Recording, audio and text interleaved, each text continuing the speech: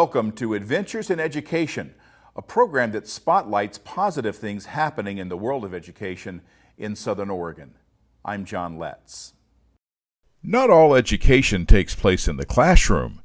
People in Southern Oregon and Northern California can learn about the world, the music, arts, and news of the day from Jefferson Public Radio. There's nothing new about that. From local college station to regional powerhouse of quality, the bright voices of open minds have been our companions over the years, even if we've never seen the faces that go with those voices. That commitment to enriching lives and objective news coverage is as alive today as it's ever been. Only now, JPR broadcasts from a new state-of-the-art facility. It's a result of the recent construction on Southern Oregon University campus. For these broadcasters, it's literally a climb out of the basement into the light of day. The stuffy, crowded basement of Central Hall to the new Performing Arts Building.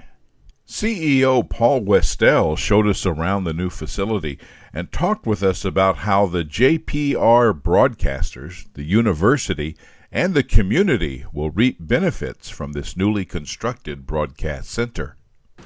The first thing we noticed was the light, airy atmosphere of the place. A healthy place to work, with a generous amount of windows.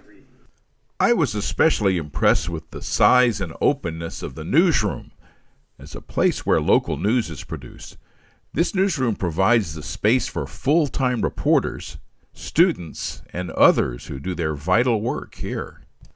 One unique feature is the studio, where musicians can perform in a space built for great acoustics and state-of-the-art broadcasting and recording equipment. Covers that, and it gives us a good acoustic treatment. It goes all the way so no one walks in. And then this here, the idea is after a live session, if we do a studio live session, that we want to get as best good audio as we can, we'll do that first. And then these doors here open up. And so the idea here is that we can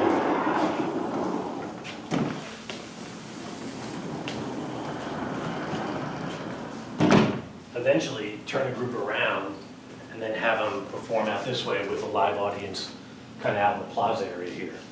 So get a sponsor involved, pay the band something, and have them do a short set at noontime or something on the campus. Get students involved, get the campus community involved, use social media, get the JPR audience involved, donors, contributors. So that's sort of the vision of this particular room. The audio booth overlooks the performance space. There's some powerful audio processing equipment here, capable of mixing musical input to very high audio standards. That audio can then be recorded and be broadcast live. I know I'm using the term state-of-the-art often in this episode, but from what I saw, the term fits. Jefferson Public Radio lives very much in the digital world, seen here in the control room for the Jefferson Exchange. Engineering for such a far-flung coverage area requires a huge amount of processing equipment, more likely to endure in this climate-controlled environment. So producer Wanda Borland and I didn't see any of the old analog equipment that may have been cutting edge in the past. No reel-to-reel tape recorders, no clunky tape cartridges, and no splicing blocks with razor blades. Whether it's equipment for recording news reports or production equipment for recording announcements, this is a digital world. But how does all this affect listeners, the community that listens? Well, JPR's Paul Westelle got together with us for an interview about that. I first asked Westelle about his general impressions of the new facilities. How do you like this new broadcast center? Well, the facility is a dream come true for us on so many different levels. First and foremost, it's not in the basement. so our folks have a professional environment that's kind of worthy of the talent I think that we've recruited here at Jefferson Public Radio over the years. We've got some really top-notch people, and I'm both professionally and personally just very pleased to be able to put them in a first-class working environment. So yeah, I'm thrilled. It's really a dream come true. It's everything we had hoped it would be. We've only been here for about 4.5 weeks now, but it's performing great. The people are really happy to be working here, and we're working out some of the technical workflows that have changed since we've been here. But we're totally thrilled. I've never seen the studios at Central, but I understand it was pretty, say, rudimentary. Yes, that's a charitable way to describe it. So number one, it was in the basement, so it had no natural light. It had a couple of sort of daylight windows here and there. But mostly why it didn't work, it had a couple of major problems. Number one, it was set up as classrooms. So over the years, JPR will celebrate its 50th anniversary in 2019. So over the years, we've expanded our service from a single service to a multi-service kind of format. So we've got a lot of public radio going on out of this plant, and it was never set up for that. So over the years, we took over these classrooms and we scabbed them onto the JPR kind of facility. So some control rooms were hallways to other areas of the studio space. So you had a mic on, so you couldn't go through the one control room to get to the other one. So it was terribly inconvenient to get from place to place. Secondly, the HVAC was never really built for all the equipment that we house in this facility. So there were numerous areas that were just totally hot and without oxygen in the afternoon as people, were in there because there was just inadequate ventilation and HVAC. So this facility has been built for what we do today, and it's also been built with an eye to the future. So how are we going to grow in the future? What areas of the station might expand? Where can we, how can we architecturally lay it out so that we can grow into those spaces in the future? So, it's totally a night and day situation, and like I say, we're thrilled to be here. JPR has been able to do an incredible number of things considering the confines of that space. Mm-hmm. What do you think will open up now that the space has changed? Well, we had a kind of a plan on what kind of things programmatically we'd like to do in a new facility. So we built a new live performance space that is really built for doing live kind of events, lifestyle events, whether live to tape or actually live. So, for instance, our live sessions now in the old facility were done in this same studio we do the Jefferson Exchange. So in the morning we do the talk show with Jeffrey Riley from 8 to 10, then we have to break that room all down, set it back up for a live session that might happen in the early afternoon, and then re-break it down again and reset it up for the Jefferson Exchange the next morning. So it wasn't very convenient. We never really had the right microphones to do music. We never really had this technical setup to do it right. So we cobbled together a bunch of things, did it decently, did it pretty well. In a new facility, though, we've got a multi-channel board made for music in the live performance space. So that's a space dedicated to those kinds of events. It's flexible in that it can be set up in numerous different ways. And we think we can do a whole lot more with visiting musicians as they are out promoting their recorded music and performing in the Valley, that we can get them in here and get them to do a live session on our air and share that with our audience. So that facility is set up for that. Our newsroom was totally cramped in the old facility and completely packed. We couldn't add any additional staff, reporters, and it was very difficult to mentor students because we had to locate students physically away from the folks that would be providing them instruction and mentorship. So now we have a newsroom that is double the capacity of the old facility. So instead of only being able to house 5 journalists, we can house 10, and it provides 2 landing spots for students to be part of our newsroom on a regular basis. We have a full-time SOU student who's an intern this summer who's doing a great job for us.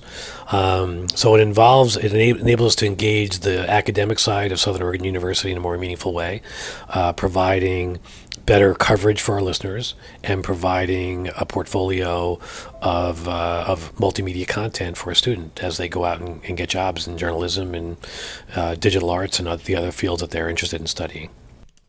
With such sweeping views of the campus, I asked Westelle if he foresaw more collaboration with Southern Oregon University.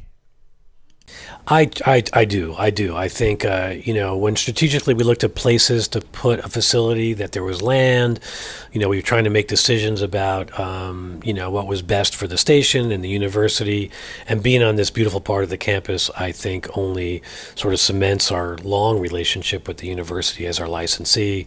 And I do think it connects us to the campus in a more meaningful way. We cross paths with students and different faculty members.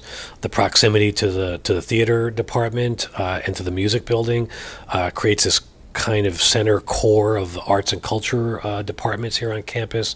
And long term, we hope to install equipment in the music recital hall and the theater building, and basically make any convening space, any place with a stage, kind of a remote JPR studio. So anything that happens in those spaces can be called up on our radio control boards and either recorded for editing and programmatic material, or for live broadcast. So one of the examples is we'll be hosting a Senate town hall meeting on October 11th with the candidates for Senate District, State Senate District number 3, and we'll be doing that at the Music Recital Hall and be able to record that here at Jefferson Public Radio. So we're excited about all the collaborative opportunities that we see opening up for us here in this new facility. Beyond the campus, one important service that JPR has always provided is the independent reporting of local news. I asked how that function fits with the activity of the commercial stations in our region. Well, I think, the news ecosystem has been changing a bit as newspapers have kind of pulled back a little bit here and there. And always JPR has taken an issues-oriented approach to the news, and part of that is because we have the luxury of being a non-commercial service. So when you look at a news segment in Morning Edition that is produced by one of our local reporters, it's probably 4 or 5 minutes in length. So, in TV news, that just doesn't happen. There's not the time to develop those stories and to get a multitude of perspectives on an issue and cover them with a little more depth and context. So that's the angle we bring to it. We do that because we're a non-commercial service so generously supported by our listeners. And so I think that's the niche that we try to fill, is to take an issue and to explore it in a deeper way than might be possible on commercial radio or radio. Really, commercial radio news doesn't exist anymore, but on television news certainly, and newspapers certainly have done a good job with that over the years, and we would continue to partner with newspapers to try to. We do that now in many ways to try to cover the region in a more meaningful way for citizens. We're living in a time when the President of the United States calls the media the enemy of the people. And we hear terms like fake news applied in many cases. Why, in your opinion, is it important to have public radio as part of the news that people have access to? Well, I think it's an interesting time to be in the journalism business, and I think some of the points that you make there are certainly true, and we feel it here in our own newsroom. But I think there's been a really productive civic dialogue around journalism and what it is and what it isn't. And I think that's good for democracy. And we certainly see that here, and we think that we have a very important role to play in providing local and regional coverage that has depth and context. And the difference between, there really is fake news, but it's not just news that someone doesn't like. It's really fake news. And the kind of work that we're doing, we're seeing a new energy by young people and a new interest in public radio news, especially. You're seeing a rebirth of podcasting, and audio as an art form. and storytelling as an important and interesting thing for students and for young people. And so we believe that adding that journalism component, what is, enterprise journalism, and what is, fact-based journalism that has a multitude of perspectives. It's not just giving someone, here's this side, here's the other side, good luck with that.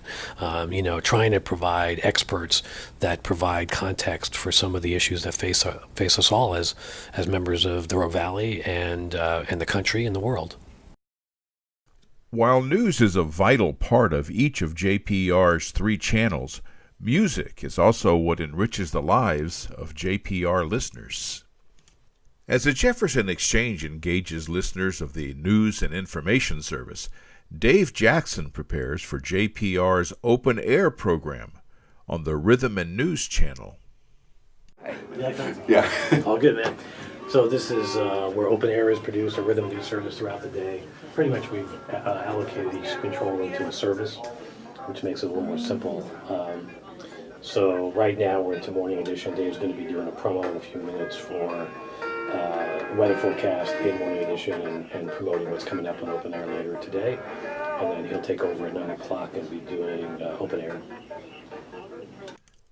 Open Air is a program that features contemporary music that goes far beyond commercial radio playlists. It's an eclectic blend of today's music.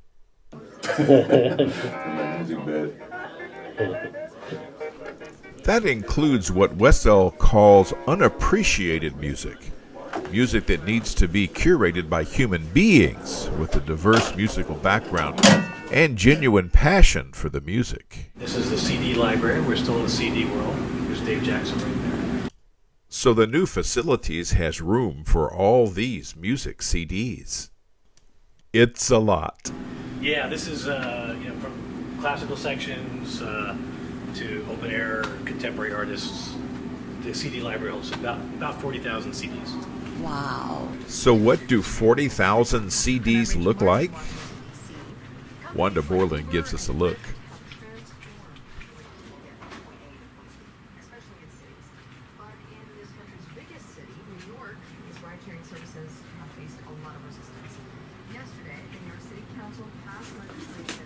Hello. Music staff, so Don Matthews, Eric Teal, Danielle Kelly, Dave Jackson. Those involved in music programming now have this open, airy, and connected space to do their research. A third studio brought us to the Classics and News service. So this is where the Classics and News is being programmed from right now. As in other parts of America, public radio is the source of classical music in the JPR listening area, and this is where it comes from. Host Don Matthews welcomed us into the studio during First Concert. I couldn't help asking how Matthews manages to pronounce the names of classical composers. I know some of them, but the interesting thing about names is that they don't follow the rules of the language, because you can pronounce your name any way you want to. So we have several tools that help us. We actually have a website that's Forvo, called Forvo, F-O-R-V-O, and you can put in a name, and then they'll have someone from that country actually say the name or say the word. Don Matthews marked his 20th year at JPR, remembering the equipment they used back then, equipment with vacuum tubes. You won't find those in today's studios, nor will you find the 8-track size carts that used to carry everything from announcements to music. Matthews shared his memories in the Jefferson Journal, a monthly magazine available to JPR listeners. First Concert and Siskiyou Music Hall are 2 locally produced classical music shows. We'll return to Adventures in Education right after this.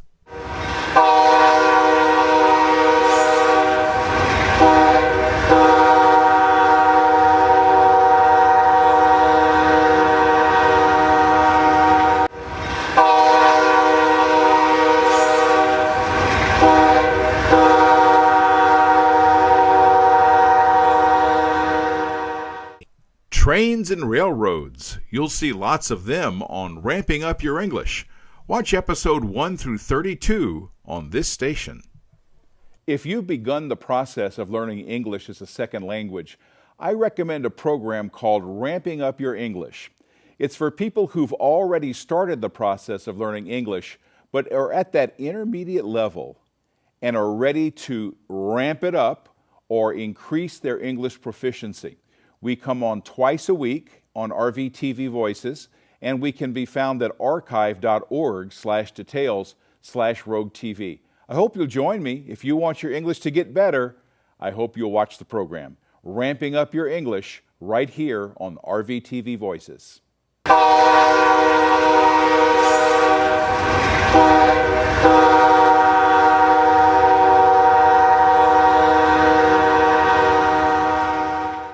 You're watching Adventures in Education.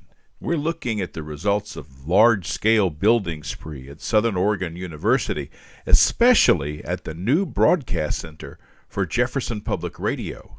I'm John Letts. JPR educates listeners in our region in many ways with its 3 channels. In an era when talk show means pundits yelling over each other, public radio offers talk that means something, a thoughtful exchange of ideas. From programs such as On Point, I've learned about the secretive Koch brothers and Mercers, as well as an informative news roundup every week. Locally, listeners can learn about issues beyond news coverage in our region with JPR's Jefferson Exchange. We got to visit host Jeffrey Riley during a news break. He's working on this morning with an SOU student intern named Patrick. Southern Oregon University has been the licensee of JPR stations in the past 50 years, so there's a double connection here to the mission of education, the role of SOU students, and the education of the general public in Southern Oregon and Northern California. While not in use on the day of our visit, this row of microphones suggests an invitation for people in our area to have their voices heard, a place for intelligent and even inspiring conversation. Listeners of the Jefferson Exchange hear the voices of people involved in a staggering amount of activity that distinguishes our region as a hotbed of creative ideas, from protecting the environment to organizing a symphonic performance. On the day of our visit in late August of 2018, the hot topic was wildfires and the miserable smoke they produce. And fire conditions now and in the past. Daniel Swain is at the Center for Climate Science at UCLA. If the name sounds familiar, he joined us a few months ago to talk about the chance for precipitation whiplash in California as the planet changes. Daniel Swain, thanks for joining us once again. Thanks for having me back on the program. Good to have you. Ryan Sandler joins us as well. We were just talking about the National Weather Service office in Medford in the previous segment about wildfire smoke. He is the warning coordination meteorologist at the NWS office there. Ryan, good to have you back on the program. During this segment, Riley's guests are on the phone. Jefferson Exchange allows viewers to call in as well to join in the conversation. Riley reminded us that there's a risk in taking those phone calls. If you're wondering about the dump truck that came with the old, came from the old studio, a student gave it to me years ago when I couldn't remember what to tell him when somebody dropped an S-bomb on the air. And we have to hit a button that makes those few seconds disappear because we're on a 10-second delay. It's the dump button. Dump truck, dump button. Oddly enough, the button is yellow too. Jeffrey Riley is one of several announcers who ask listeners to contribute during fund drives. CEO Paul Westelle says that contributions from listeners are what keeps Jefferson Public Radio on the air. Well, support from listeners and the community is the lifeblood of what we do. We get a small amount of money from Southern Oregon University as our licensee, around 10% of our operating budget.